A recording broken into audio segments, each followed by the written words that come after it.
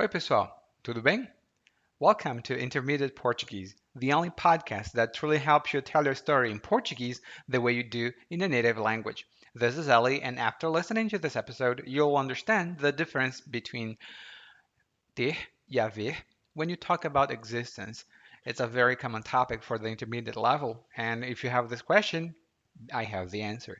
But before I forget it, head over to www.intermediateportuguese.com/gift and grab your free bonus to develop your Portuguese even faster with 11 secret sources that people usually don't talk about. Well, now let's get started.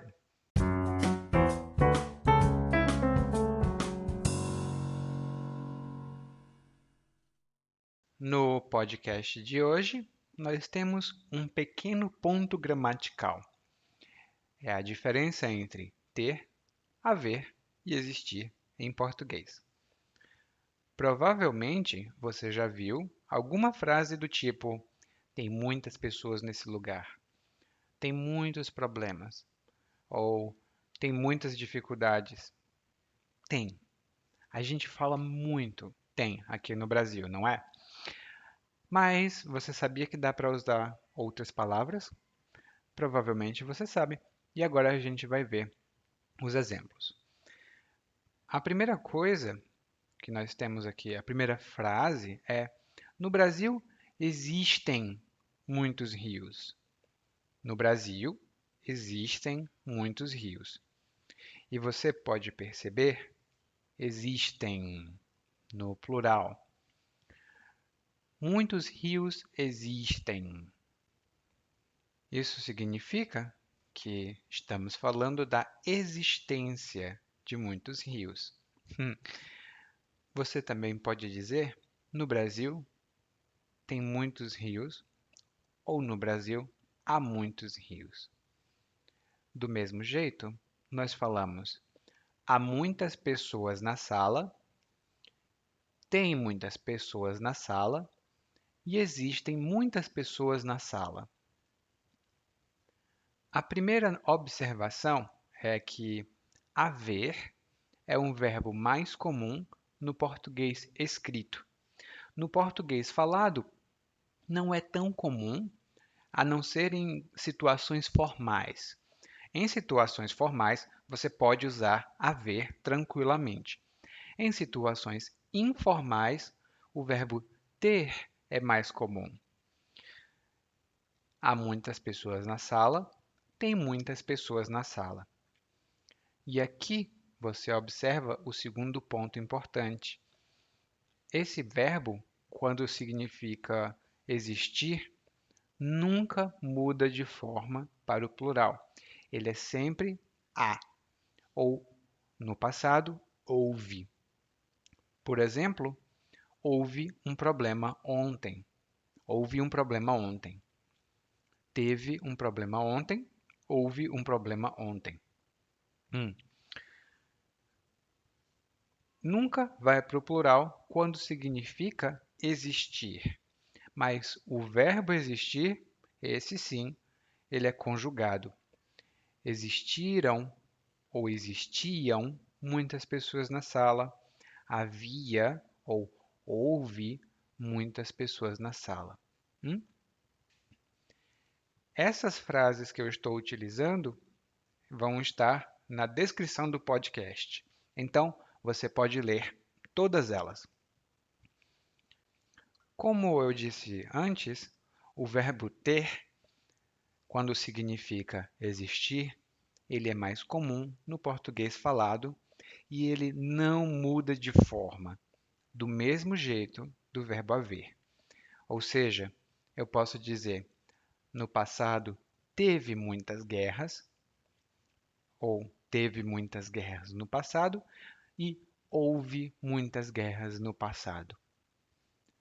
Existiram muitas guerras no passado, eu preciso conjugar normalmente. Então, agora vamos para uma rápida revisão em inglês. As you heard in the main part of the podcast, the verbs ter and haver may also mean existir ou existir. I was pronouncing it differently.